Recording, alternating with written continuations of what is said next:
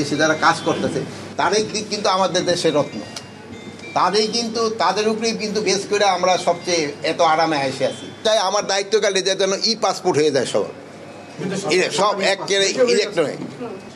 একটি কথা জানতে চাই, সেটা হচ্ছে তার মানে তিনি এখনো বেঁচে আছেন এবং আরো খবর প্রকাশ। আমি আজকে আপনারা পাসপোর্টের উপরে জিজ্ঞেস করেন, শোনেন আজকে পাসপোর্টের উপরে জিজ্ঞেস, আজকে আমি আবার ডিবি অফিস, আমি পাসপোর্টের উপরে না, আমি এটার উপর উত্তর দেবো না। আমি এই স্পেসিফিক না, আমি আজকে আপনার পাসপোর্টের উপরে জিজ্ঞেস করেন। আপনি এই বলেছিলেন যে অবৈধ যারা বিদেশে বাংলাদেশে আছে তার জন্য বৈধ হওয়ার জন্য ব্যবস্থা নেয়, আপনি কি এসে দেখবেন যে এই সংখ্যা কি বাড়ছে কিনা, মানে ভিসা নবায়ন করা? না, অবৈধ বলতে আমি কি বলছি যে যেটা আজকে আপনাদের মিডিয়াও মনে আজকে আসছে, আজকে না গতকালকে পেপারে, আজকের পেপারে আমাদের দেশে বিদেশি অনেকেই আছে যাদের কোনো ভিসা নেই, ভিসা ছাড়া কিন্তু আমাদের দেশে তারা থাকতেছে এবং চাকরি বাকরি করতেছে। তাদের ক্ষেত্রে 31শে জানুয়ারির ভিতরে তাদের এই যে সিস্টেম যেটা ভিসা নেওয়ার নিতে হবে, শুধু তাদের না, তাদের প্রতিষ্ঠানও তো তা না হলে 31শে জানুয়ারি পরে তাদের আমরা আইনগত ব্যবস্থা নিব। আর এখনও যারা ধরেন যে যারা ভিসা ব্যতীত যারা আছে, তারা যদি ধরা পড়ে তারা আমরা বিদেশে পাঠাই দিই।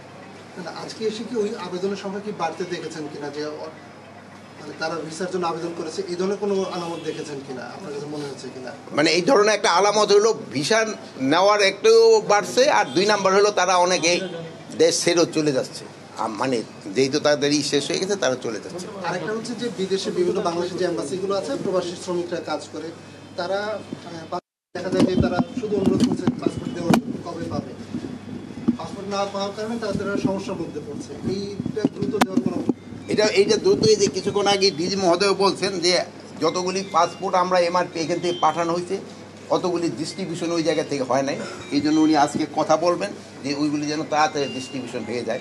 আরেকটা যাচ্ছেন যে এই বিদেশি যারা আমাদের বিদেশে যারা কাজ করতেছে তারাই কিন্তু আমাদের দেশের রত্ন, তাদের উপরেই কিন্তু বেশ করে আমরা সবচেয়ে এত আরামে এসে আছি।